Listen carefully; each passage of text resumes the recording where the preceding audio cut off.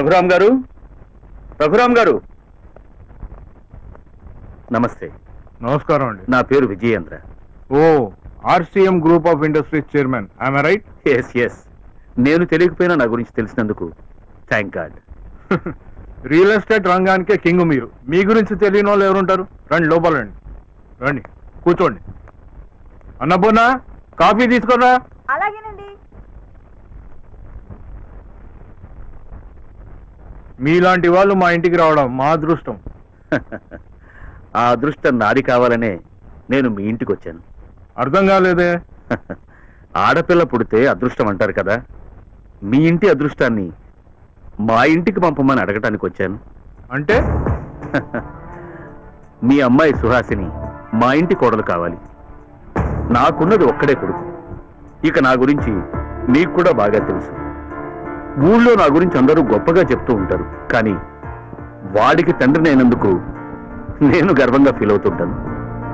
వాడు మీ అమ్మాయిని ఇష్టపడ్డాడు, మీ అమ్మాయి వాడిని ఇష్టపడింది.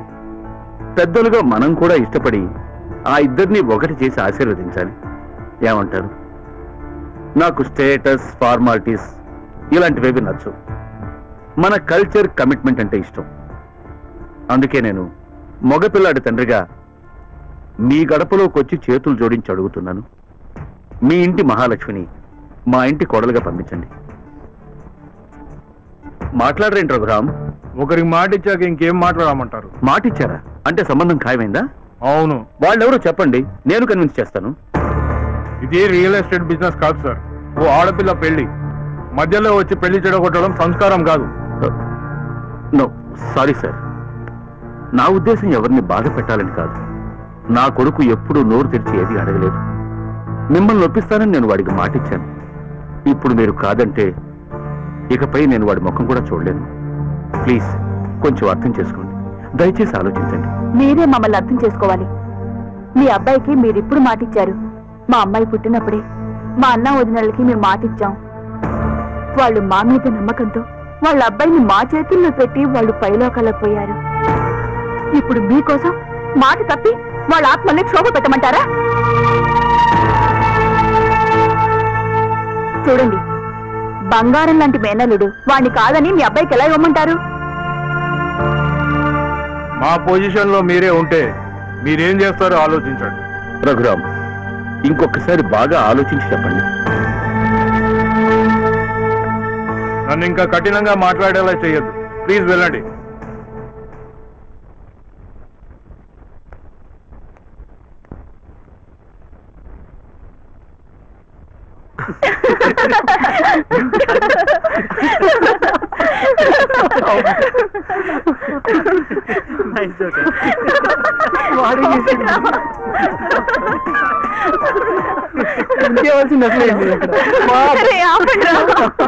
హలో హలో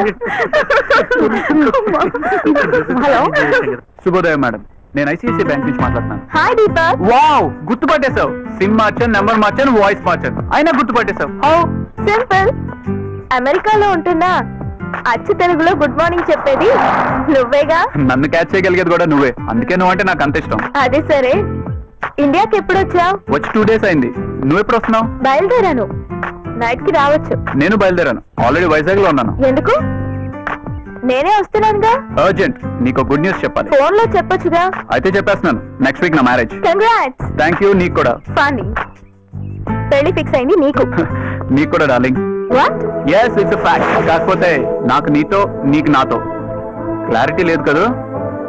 అమెరికా బావకి, ఆంధ్ర మద్దలకి, నీకు అమ్మా నాన్న, నాకు అత్త మావలైన పెద్దలు పెళ్లికి శుభలగ్నం నిర్ణయించారు. మళ్ళీ క్లారిటీ మిస్ అయినా? వాయిస్ లేదు? థ్రిల్ అయ్యావా? నేను ఫీల్ అవుతున్నా. Thrill leads to feel. Next నువ్వు ఫీల్ అవుతావు హ్యాపీగా. ఏంటి, బోర్ కొట్టేస్తున్నానా? ఓకే, బీచ్ రోడ్ లో నీకోసం వెయిట్ చేస్తూ ఉంటా. With lovely heart. బాయ్.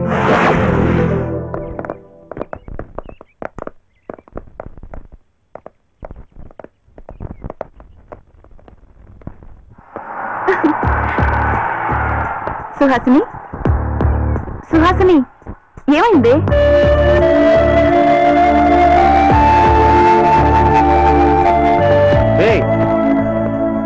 ఏంటంత డల్గా ఉన్నారు? సుహాసిని,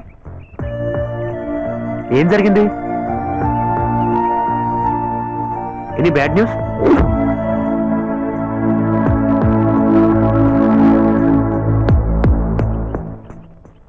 కంగ్రాట్స్.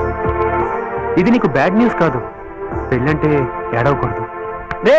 పెళ్లి మీ ఇద్దరికే కాదు, అందుకని ఏడవాలా? సుహాసిని నీకు దూరం అవుతుందిరా.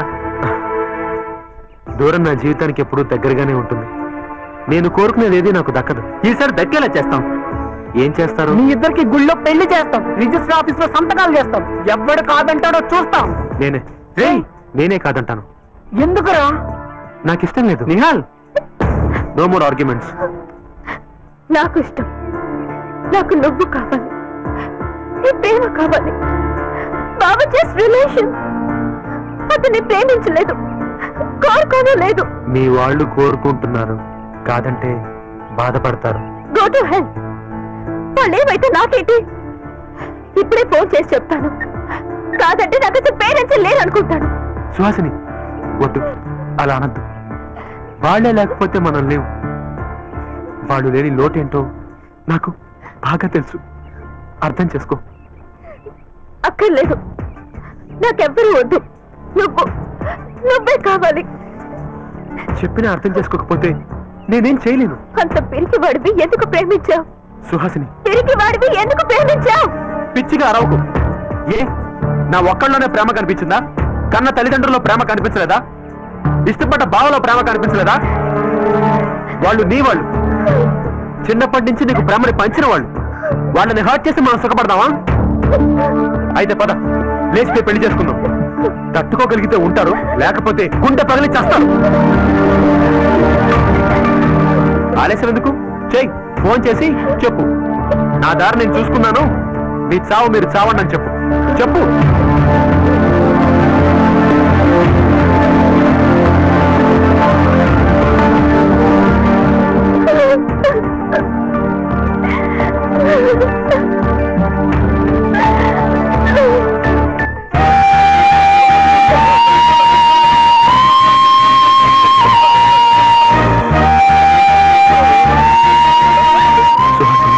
మనసు వెళ్ళిన చోటుకి మనిషి వెళ్ళకూడదు. మనం ఉన్న దగ్గరే మనసు ఉంచుకోవాలి. Always I love you. Take care.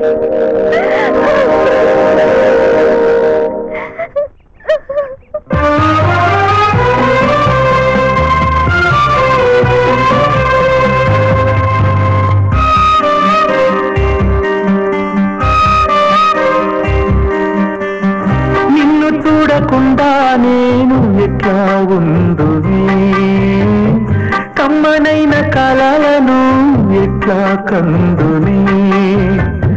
నిన్ను చూడకుండా నేను ఎట్లా ఉందునే, కమ్మనైన కలలను ఎట్లా కందునే. సందనము వస్తున్నాడు, పండు వెన్నెలిస్తున్నాడు, సూర్యుడు వస్తున్నాడు, వెలుగు రేఖగిస్తున్నాడు. చీకటంత తొలగిపోయి వెలుగు నిండు వేళలో నిన్ను చూడకుండా నేను ఎట్లా ఉందునే, కమ్మనైన కలలను ఎట్లా కందునే.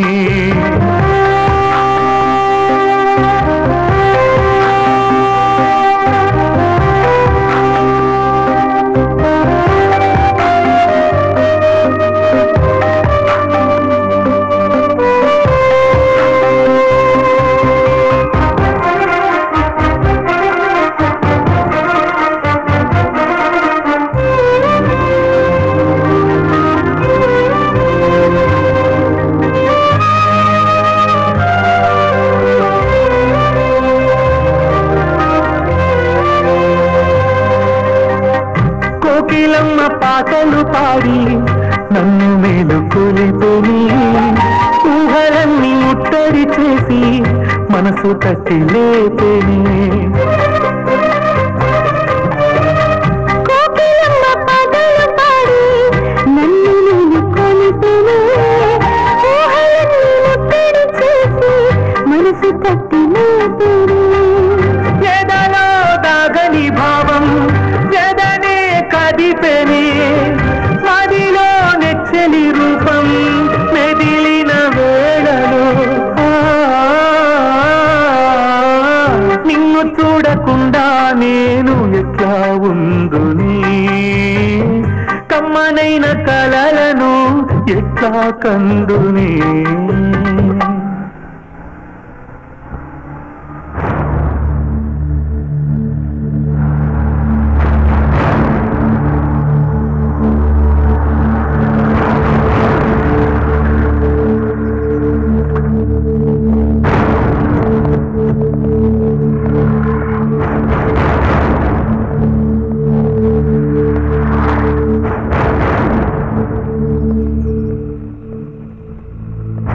నమస్తే, ఐమ్ దీపక్, సుహాస్ని బావని.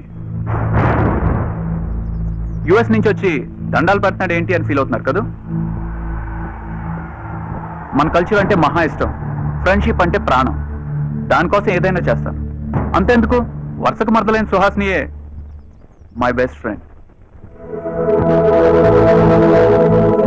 ఐమ్ సారీ, అతిగా వాగడం నా అలవాటు. ఎనీహౌ, సుహాస్నికి కాలేజ్ డేస్, మ్యారేజ్ డేస్ మధ్యలో ఈ హాలిడేస్ ట్రిప్ ఇచ్చిన మీ అందరికీ థ్యాంక్స్. ముఖ్యంగా ఈ ట్రిప్ ప్లాన్ చేసి లీడ్ చేసిన నిహాల్, రైట్, నైస్ గాయ్, నీకు నా కృతజ్ఞతలు. వారం రోజుల్లో మా పెళ్లి, మీరందరూ తప్పకుండా రావాలి. సుహాస్ని ఫ్రెండ్స్గా కాదు, నా ఫ్రెండ్స్గా ఇన్వైట్ చేస్తున్నాను. సుహాస్ని, మన కార్లో వెళ్తూ మాట్లాడతాం. Let's go.